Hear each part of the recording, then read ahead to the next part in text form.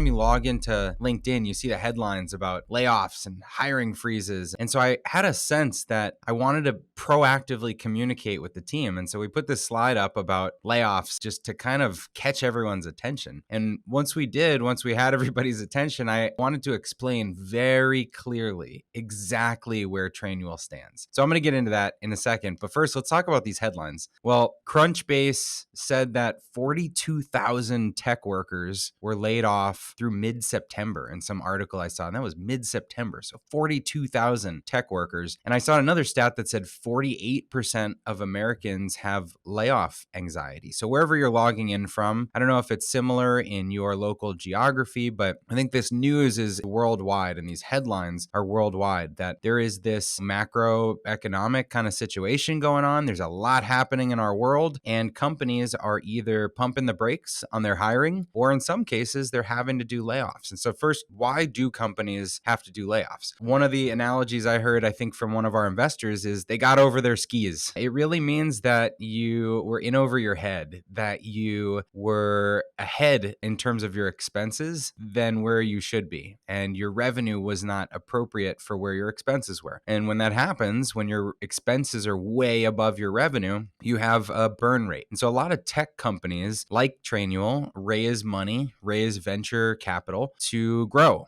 to expand the businesses. And part of what they use that venture capital funding for is for hiring. And so if a company has really big growth plans and they're anticipating that their revenue, their demand, their customer conversations or something are going to skyrocket through the year, they have to anticipate that they're going to have a lot of employee needs. And so they may scale up their customer support force, or they may scale up their R&D teams, or they may scale up their marketing or other departments. And they hire a bunch of people in anticipation of all that work that is supposedly going to come down the pipeline. And when that work doesn't happen, then they end up in the really difficult situation of having way too many people for the revenue that's coming into the business. So hopefully anyone that's listening, I hope that you haven't had to be there before, that you haven't had to do layoffs. I'm fortunate that we never have, but I know that this is a painful experience. And a lot of the people we've hired have had this experience, and they have the emotional scars from dealing with this in the past. So layoffs are one thing. Hiring freezes are an entirely different thing. Now, a hiring freeze is kind of what most businesses are in.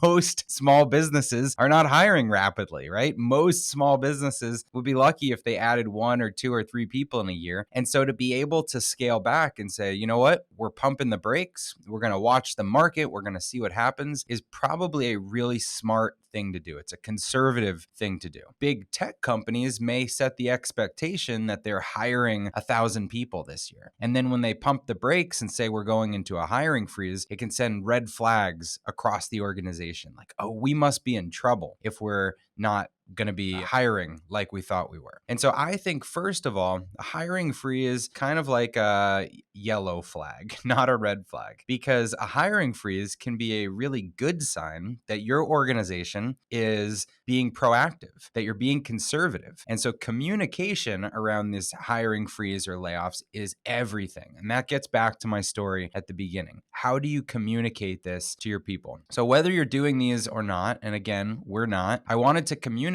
and deal with the reality that many companies are doing this, and many of our employees' friends may be going through these types of things. So we had this meeting and we talked about layoffs and hiring freezes, and we explained, here's exactly the money that we're investing on a monthly basis for our growth. Here is how we're growing. Here is the revenue that we're adding on a monthly basis. Here is where our expected monthly burn or investment for that growth is. Here is the marker of efficiency of how much we want to grow for every dollar that we burn. And here's the runway we have as a company and our options to flip into a profitable model. And the reason we went through all the economics of that is I wanted all of our people to know that they are not in a situation where we are in over our skis. They're not in a situation where we are going to be forced to make cuts to people on the team because we need to reduce our burn. We're in a situation where we've been efficient and we've grown the business efficiently. And I wanted to communicate that to people to show, here's how we know we're in a good position. But I also communicated to them, here's a metric, an efficiency metric that we want to keep our eyes on. Hold us accountable to this. We want to make sure any growth that we're bringing in is efficient growth. And we want to make sure that we maintain a great revenue per full-time employee. So we have a couple of these efficiency metrics, first for acquisition, for what we spend to get customers, and then what we get in new revenue compared to what we burn in a month, and then what we spend on all employees compared to what we have in revenue. Those are a couple different efficiency metrics, and we put up that new dashboard as something to kind of hold us accountable and to show everyone, look, as long as these things are in good shape, we are in good shape. And as a backstop, we can always flip our model into less growth, more efficiency, profitability. And so the reason why we had that proactive meeting was to educate, was to explain about layoffs and hiring freezes, and it was to be really transparent with what things are like at Trainual right now so that they know that they don't have to worry. Because whether or not your employees have to worry or not, if you're not saying anything, doubt can creep in. Where there's a void of information, there is concern on behalf of your employees. And so if you can be proactive, get ahead of it, and explain how layoffs or hiring freezes might impact your company, how the current market might impact your hires over the next 3 or 6 months, how it might impact your ability to make new investments in different teams, or whether or not there are any indicators that would be red flag indicators. All of those things are important to communicate to your team. So I hope you could take this advice and do some kind of presentation at your company. Start it with the scary layoff, hiring freeze thing.